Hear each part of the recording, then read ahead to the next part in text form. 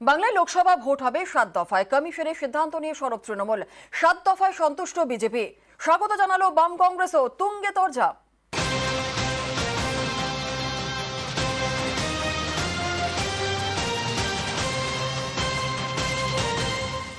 তৃণমূল প্রথম থেকেই বাংলায় 1 দফায় লোকসভা ভোটের দাবি জানিয়ে এসেছে।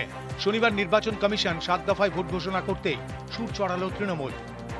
7 দফার নির্বাচনের প্রয়োজন ছিল না, কিন্তু ভোটার টার্নআউট কম হয় বেশি ফেজ ইলেকশন হলে, সেইটার বেনিফিট নেবার চেষ্টা করছে, কিন্তু সেটা হবে না। মানুষ কিন্তু বুঝে গেছে যে ভারতীয় জনতা পার্টি কি। বিজেপি যদিও নির্বাচন কমিশনের সিদ্ধান্তকে স্বাগত জানিয়েছে। আমরা স্বাগত জানাচ্ছি 7 দফা ভোটকে। আমি ভেবেছিলাম হয়তো 8 দফায় হবে, তো 8 দফা হলো না, 7 দফাতে হচ্ছে। ঠিক আছে, চলবে। 10 चरणों में भी चुनाव किया जा सकता है। पिछले साल में भी 7 चरणों में चुनाव हुई थी कि जमीनी हकीकत कुछ बदले नहीं, स्थिति कुछ बदले नहीं। 7 चरणों में हम फंसे हुए हैं। বিহারের 7 দফা হবে, উত্তরপ্রদেশের 7 দফা হবে। মমতার রাজত্ব আর যোগীর রাজত্বের মধ্যে তো ফারাক কিছু নেই। বারবার বিহার উত্তরপ্রদেশের আইন শৃঙ্খলা পরিস্থিতি নিয়ে সরব হয় তৃণমূল।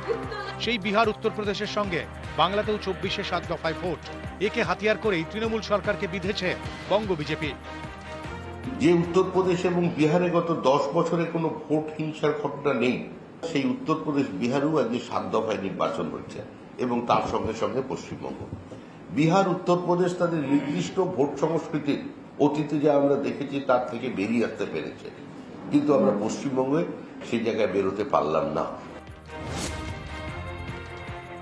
7 দফায় করাবে না 70 দফায় করাবে ওদের ব্যাপার। আমরা একটা দফায় চেয়েছিলাম, ওরা দেয়নি। 7 দফায় হারাবো। তৃণমূল কংগ্রেসের প্রার্থীরা দিকে দিকে জিতবে।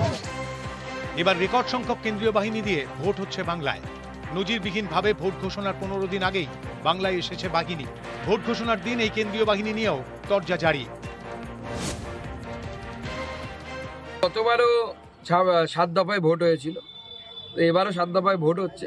এবার আশা করি কেন্দ্রীয় বাহিনীর সংখ্যা আরও বেশি থাকবে, কারণ প্রতি বুথে কেন্দ্রীয় বাহিনী ছাড়া পশ্চিমবঙ্গে ভোট সম্ভব নয়। 2021 সালের নির্বাচনেও কিন্তু কেন্দ্রীয় বাহিনী দিয়ে হয়েছিল।